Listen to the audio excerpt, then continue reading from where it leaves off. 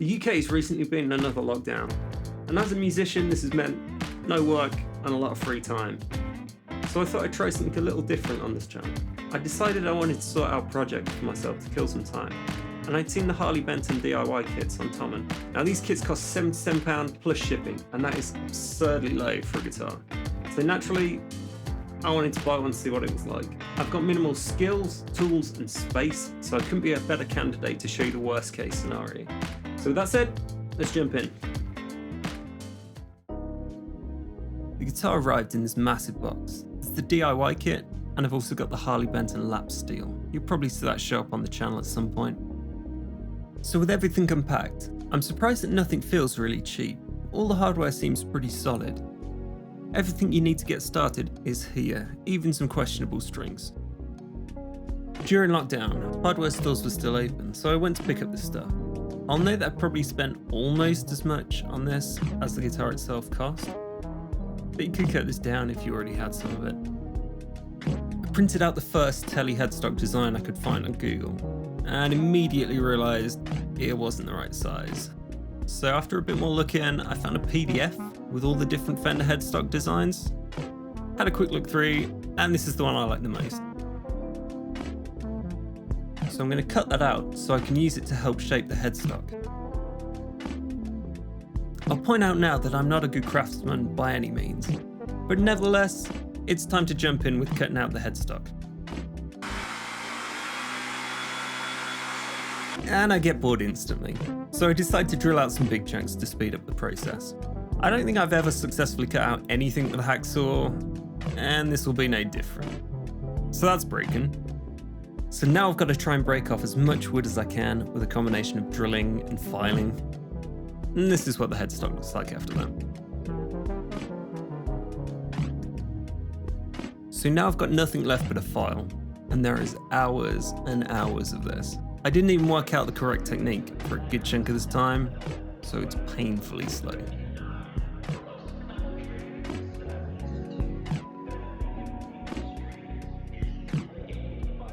By this point, it's starting to get dark, but after a solid day of filing, this is where I got to. I think it looks quite good.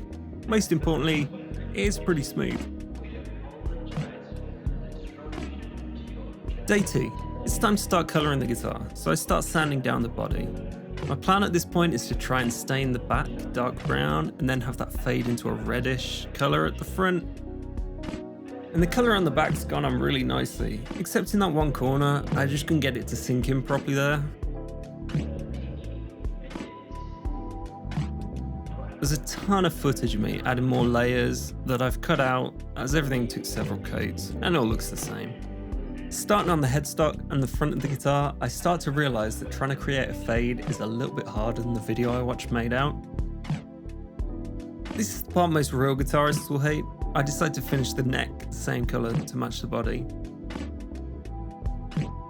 These are the finished colours. I couldn't get the fade, so I've basically recreated my Chapman colour scheme by accident. But it's come out quite smooth, and I like the contrasts that have come out in the wood. And here's the neck. I wanted more of a red colour to come out on the wood, which is half worked. Just a little bit more stain on the front of the headstock and a few touch-ups on the body, and it's time to start sealing. After 2 days of drying, everything's ready, and it's looking pretty good. I'm really happy with it. There's just one problem. At some point on the second day, the guitar fell off its hook, got a bit dented. We're adding the character to this one early. Other than that, there was no real damage, just a few bits that dried a little bit weird. You might be able to see here. Those weren't that big a problem, I just sanded them down.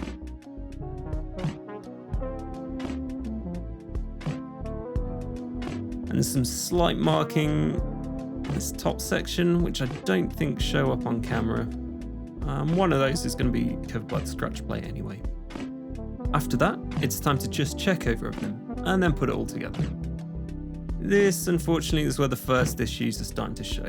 The hardware on its own is all pretty good, but the accuracy of the holes drilled into the guitar are not so great. So the tuning pegs have ended up with a slight curve to them, the scratch plate was a little tough to get on, and the bridge plate and the pickup select plate all took a bit of redrilling to get them straight. But once they're on, the end result is still something I'm really happy with. We are sorry to announce.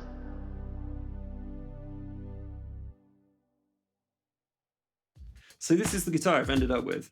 It's completely stuck, except some strap locks that I had lying about the house. Some of the important specs are it's got a Rangus body with a bolt-on maple neck with an Amaranth fretboard that has a radius of 350mm. The guitar I'd say is a little lighter than my American Strat, but not so light you'd think it's made of nothing. In the reviews on Tele, some people have complained that their frets weren't particularly level. I must have lucked out because I haven't really noticed anything particularly bad about mine. Although that said, I haven't done anything to check. I don't really know anything about fret leveling or fretwork in general. At the very least it plays pretty well and there's nothing buzzing after I set up the truss rod. There was a few jagged edges on some of the frets when I got it out of the box, but during the build I took some sandpaper to it and they haven't caused me any problems since. As I mentioned, there's a slight curve to some of the tuning pegs, and that's because the holes drilled for them weren't quite straight. It's not that noticeable from a distance, at least I don't think. Also, the string tree for the E and the B strings, not quite in the right place, so there's a slight bend past the nut on those strings. The only other slight defect I can find is that the pots don't sit perfectly flat, so as you turn them they wobble a little bit. After getting it all set up though, it does feel pretty good, and it plays fine. It won't rival high-end feel, at least not with my luthiering skills, but it's definitely a serviceable instrument. So after all that, how does it sound? Well, the loop I've been talking over was recorded on this, and I'm going to jump into a few more examples. One's a slightly heavier rock mix, and then there's some solo guitar clips that are just played through Logic stock amps. One thing I would say is I don't play in standard tuning, so if it looks weird, that's why.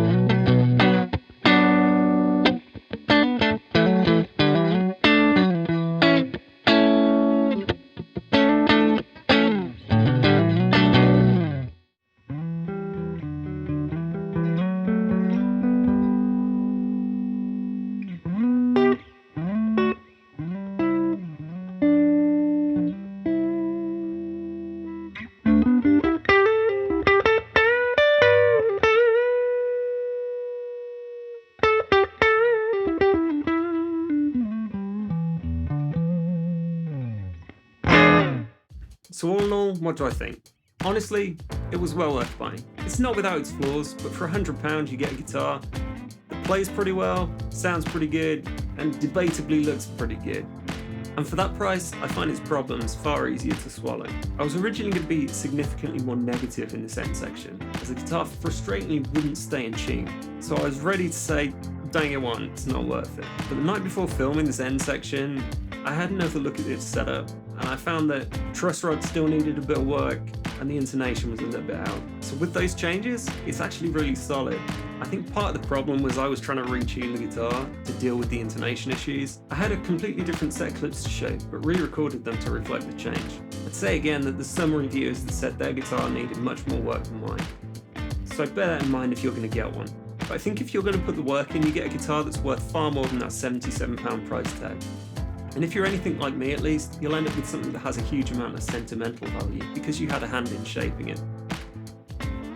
Tele also do the DIY kits in a few different shapes. They've got the Tele, Strat, a Les Paul, an SG. They also have a jazz bass and a P bass, which to be honest I might pick up after this first one. I'm also thinking of doing a follow-up to this video where I try and iron out some of the little issues that I've had. Maybe replace some of the parts, do a few mods to it, so let me know if you're interested in that. More covers are coming up soon, and as this is the first time I've actually spoken on my channel, I get to do the whole like, comment and subscribe thing. It would really help me out. Hopefully you enjoyed this. See you soon.